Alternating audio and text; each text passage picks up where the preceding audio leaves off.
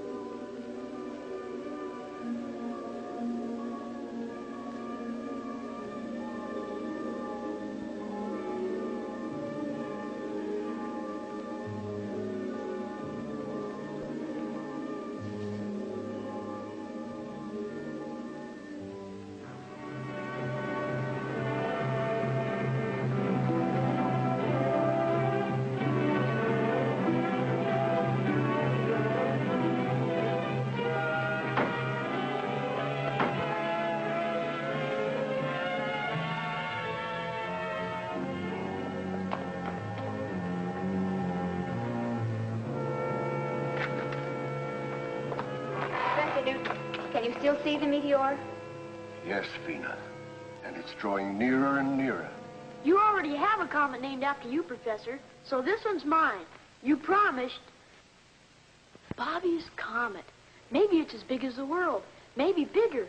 Maybe Bobby, just now it's very small, but very menacing. In moments now, it will strike the Earth. We can watch it fall on visiograph. Let's hope it doesn't fall too close.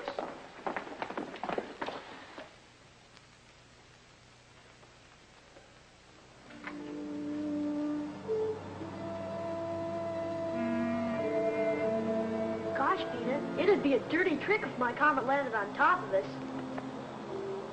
There's no sound to a comet or a meteor. I'm going to get a closer view of the telescope.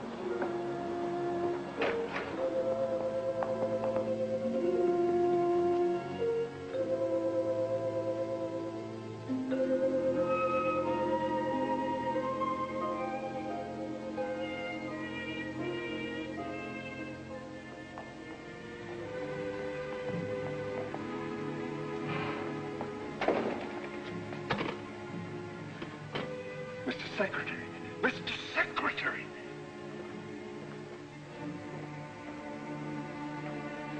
Yes, Professor, what is your latest observation of the meteor approaching Earth? It isn't a meteor, it's a rocket, a man-made weapon. One moment, please. Marshal, our latest tabulation, quickly.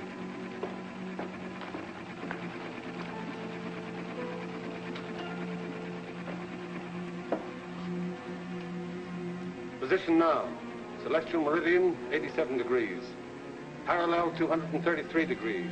Moment of contact with Earth, checked, rechecked, and is now absolute. 1510 plus 30. Professor Newton, who's shooting at us? I don't know, Bobby. No one knows.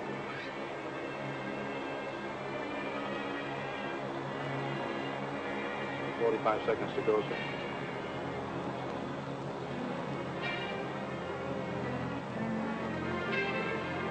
20 seconds, sir. We'll crash 2 degrees, 0.5 north of here. Why, it's headed right for the Newton Observatory where the professor is.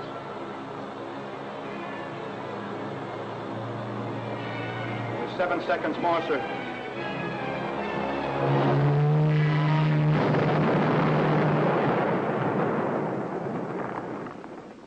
Professor Newton, Vena, and Bobby.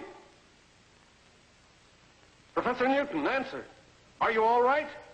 A meteor is playing tag with us, but we're okay, Mr. Secretary. Yes. Luckily, the weapon just missed the mountaintop here where we are. But I'm afraid it hit the internation airport. We'll drive over immediately and see.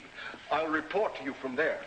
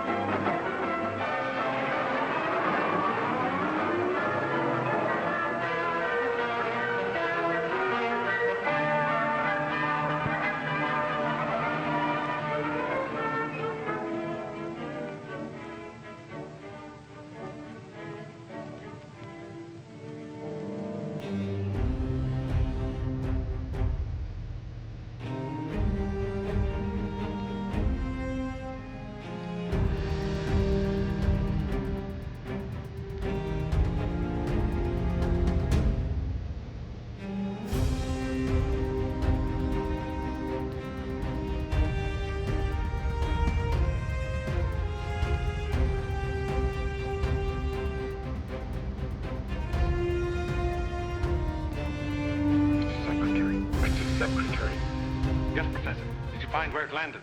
Just as I said, the airport. It barely missed the landing strip. Fortunately, no one was hurt. I'll order equipment to lower me into the crater. I only hope there's enough of the weapon left so I can find out something about it.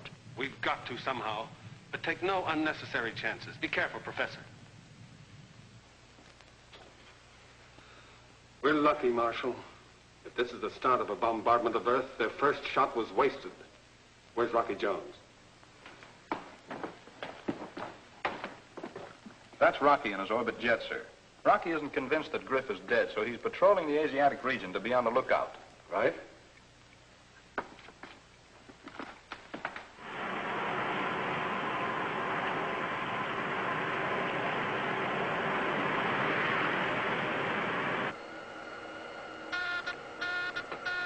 Hey, Winky.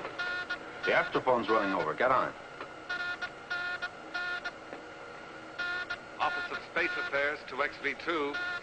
Calling Space Ranger Rocky Jones. This is the XV2 to Office of Space Affairs. This is Rocky Jones.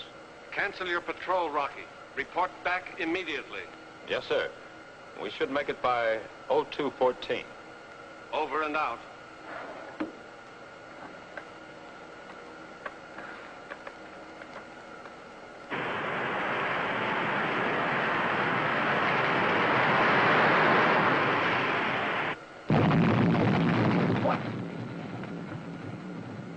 Okay, Rocky, cut it out.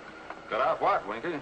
You know what. You backtracked into our sound wash and woke me up. Well, maybe Secretary Drake will give you office duty at our Tibet Observatory. 40 below zero. That's fine sleeping weather. Oh, no, anything but that. I'll stay awake. What in the name of space? What is it? What was it?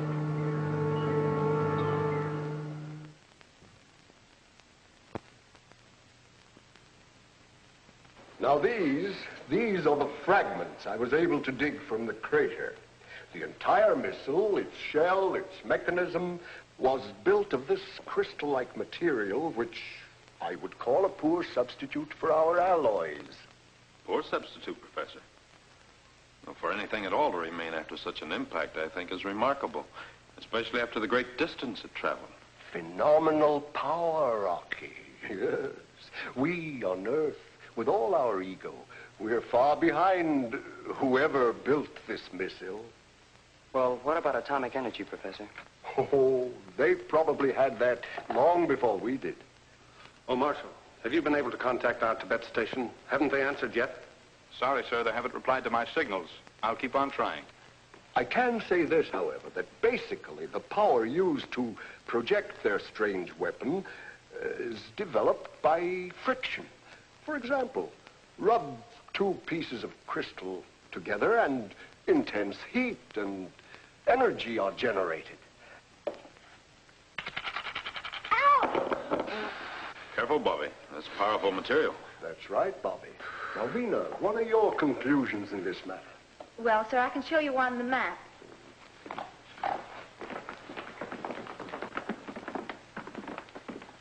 By backtracking the constant arc of the orbit, since you first saw the missile, it could only have come from here, Jupiter's moon. Fornax. Well, I can hardly believe it. Professor, that moon was so hot it was used to coin our word furnace. Why, Fornax glitters with a white heat so intense, nothing could possibly live there. Ah, nothing perhaps, but crystal. And crystal grows in such intense heat, and growth is life. We've always believed that there could be no life on Fornax, but a true scientist never believes anything until it's proven. Professor, you've heard the saying, seeing is believing. Of course, but Rocky, you don't mean that... Exactly. We'll see for ourselves. You're a brave lad, Rocky. It will be a dangerous mission, but oh, what an exciting and worthwhile adventure. Professor Newton believes they need our ores and alloys for metal, just as we would like to learn about their great wealth of energy. Well, what do you think, Rocky? Can we make it? It'll be a rough hop, Winky. From right here to right there. And we'll be out of the traffic area all the way. Mm-hmm. Well, where's our refueling station? Winky. Right here to right there. Oh. You mean if we're lucky? Stand by for report to headquarters. Mr. Secretary, we've made contact with the Tibet Observatory. Secretary of Space Drake asking information on missile which crashed in your area. Approximate time 1300. I saw it land, Mr. Secretary, and dispatched the Rangers stationed here to investigate. Regardless of what they find, you are to report simply that a meteor fell. I don't want the real story to leak out. What is the real story, Mr. Secretary? 2 missiles with fantastic power have been projected to Earth from Fornax. Fornax? Professor Newton is certain that the planet is rich in an energy greater than atomic. Brief your Rangers when they return.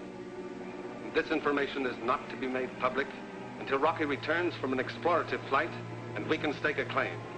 Very well, sir. Now, don't interfere in this, Griff. You haven't got a chance.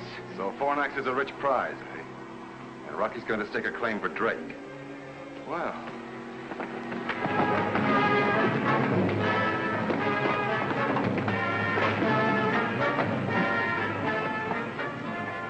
Sorry, Rocky, you won't get to Fornax first.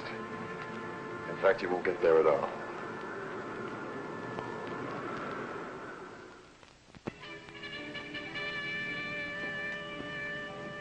If we can blast off by 0730, planetary positions will be at their best. Rocky, I've been nailed to desk duty long enough. May I make the hop? I wish you could, Marshal, but Professor Newton must go to handle the scientific end. Vena will assist him and relieve Winky as navigator. That's my crew. Maybe next trip. Rocky! What about me? Not this trip, Bobby. But Rocky, I'm getting to be a real big guy. I'm growing and putting on weight every day. Gosh, and my muscles are... Sorry, Bobby. It's a long hop. We have to conserve all space and weight. I was only kidding, Rocky. You know I'm just a little fella. Gosh, I hardly weigh anything. Really, I'm anemic. Bobby is more valuable to me than his weight in instruments. Crew members prepare for blastoff. Bobby, get to work. Roaring rockets, you mean I can go along? That's what I said. Yes, sir.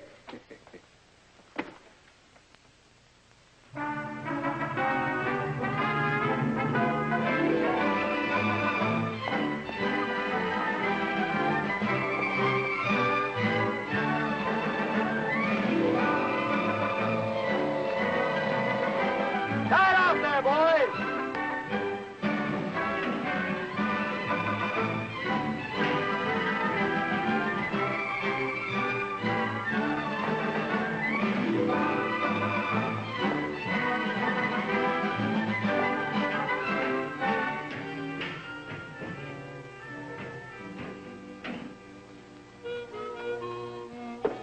She's stripped of all weapons except the bow missiles, Mr. Secretary.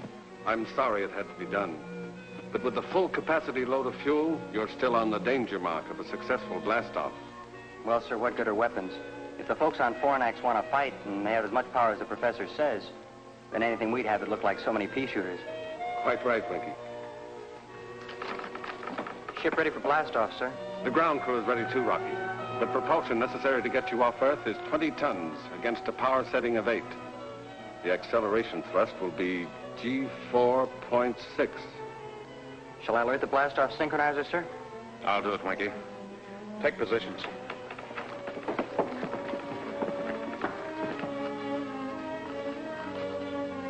Oh, Vena. I know what you're going to say, Rocky.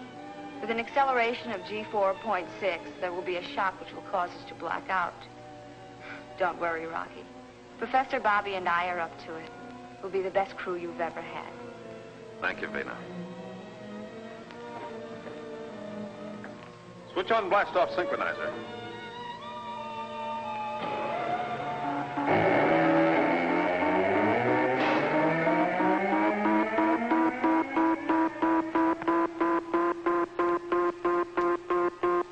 Happy landing on Fornax, Rocky.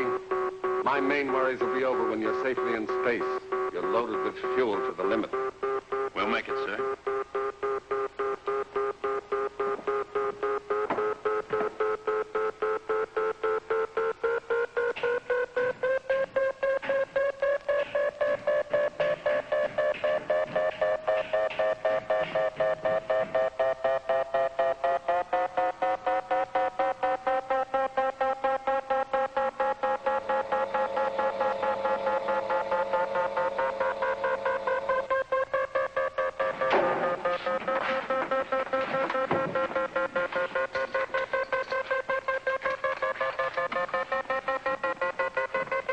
Pleasant dreams back there.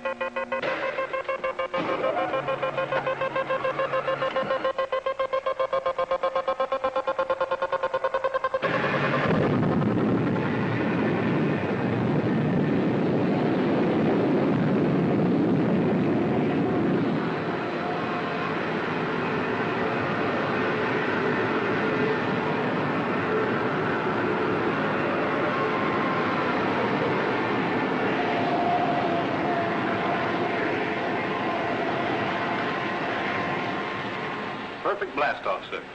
I sure hope the robot control keeps the ship on course until Rocky returns to consciousness. I'm sure it will, Marshal.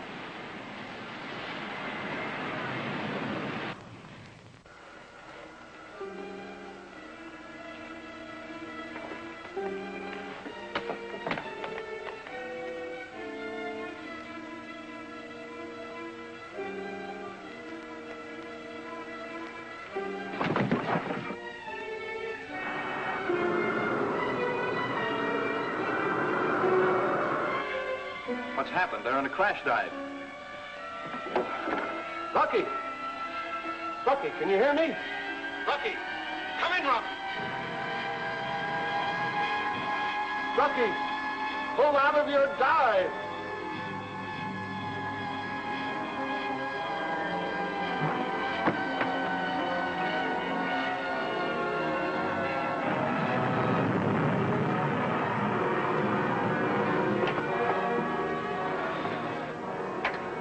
Blast-off successful. Ship under manual control. Out.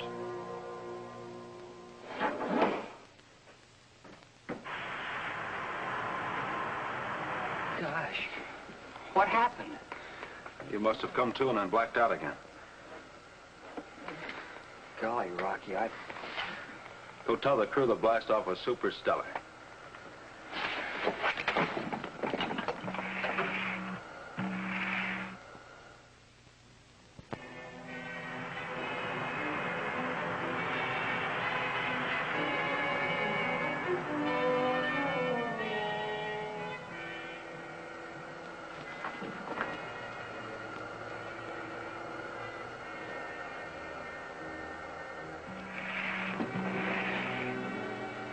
How do you intend to land on Fornax, Rocky, in case there are no landing facilities? Or do we face that problem when we come to it? No, Vena. If the professor is right, and he usually is, won't find the necessary steel for a blast-off cradle, so our best bet is to attempt a landing on the tail section. Then we'll be ready for return flight. Sir, radar scope shows the reflection of a spaceship in the vicinity.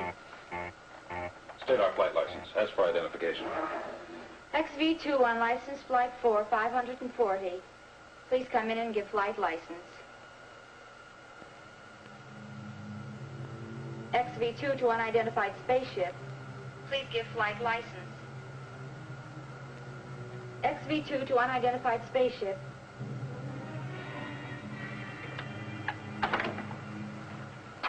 We haven't got a license, Rocky, but you'll find out who it is soon enough.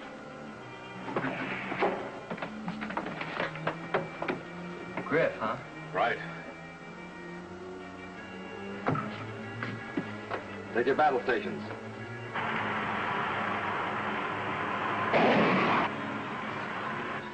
Load missiles in forward tube. Okay, Rocky. But that won't much more than scratch the paint of that ship. I know. Our only chance is to climb up into the rocket wars and score a direct hit in the tubes. That's going to be awful hot work and awful good shooting.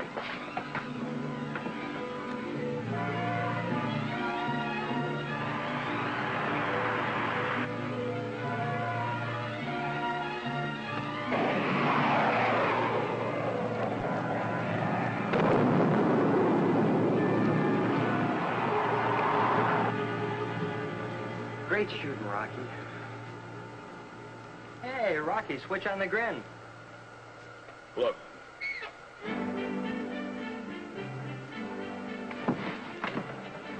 Call the crew forward, Winky.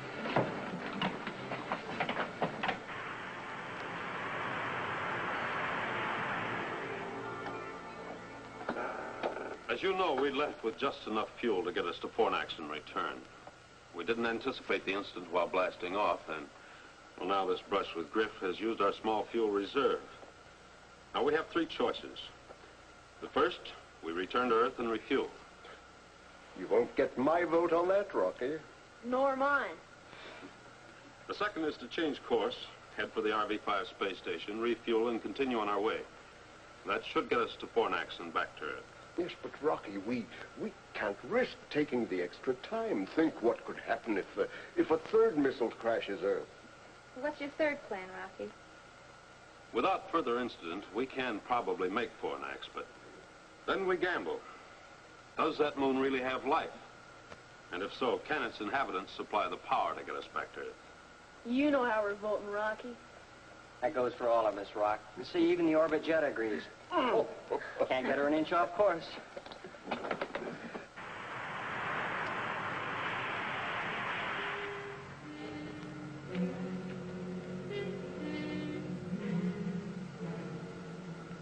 Hey, Winky, you see what I see?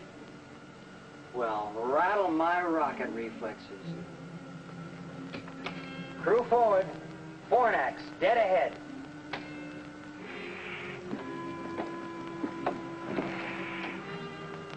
Mighty meteor. It's terrific. But sort of creepy, too. How many times have I watched and studied Jupiter's moon in the telescope? And now I'm going to land on it. Part of that moon looks like millions of diamonds. That starts to confirm your theory, Professor Newton. Prepare for landing. Take positions and check each other's safety harness.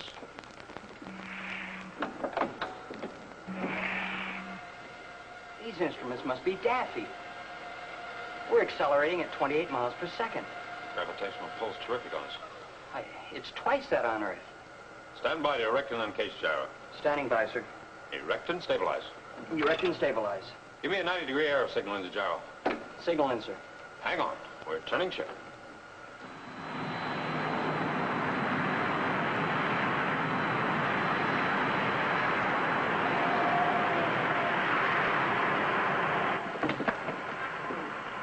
Set power, counteract gravitational pull.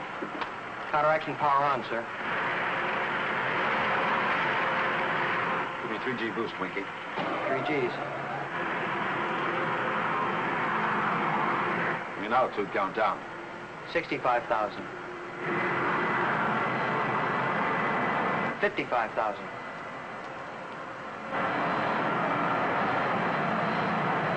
45,000. Boost power.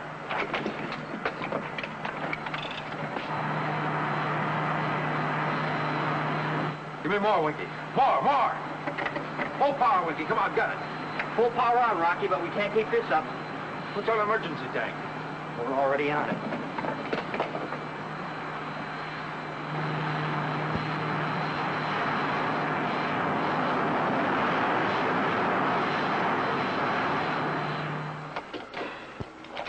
Sparkling stardust, Skipper. I never thought we'd make it.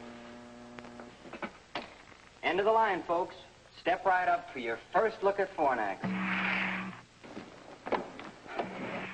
Now, folks, don't crowd. There's plenty of room for one and all. Amazing. This means there is life, some kind of life here. Yeah, but what kind?